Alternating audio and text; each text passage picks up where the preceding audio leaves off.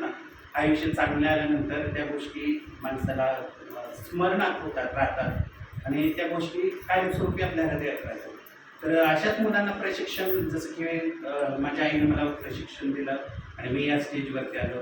खरोखरच माझ्यासाठी भाग्याची गोष्ट मिळाली. आज या बहनखाली किंवा या छताखाली किंवा हे तुमच्यासारख्या लोकांना जे मार्गदर्शन करण्याचा मला योग दिला, मला जी बुद्धी दिली, मी म्हणजे परमेश्वराची पण दिली आहे आणि सगळ्यात महत्त्वाची देण माझ्या मम्मीची सगळ्यात महत्त्वाची देण. म्हणजे तिनं शिकवलंच नसतं मला किंवा जे काही लाड पुरवलेच नसते किंवा जे काही कष्ट करण्याची उमेदच नसते दिली, तर मी सांगतो माझी परिस्थितीनं ऊस तोडी, नाही तर बराचसे खंदणे, नाही तर कुठेतरी शेतात काम करणे याच्याशिवाय लायकी नव्हती माझी.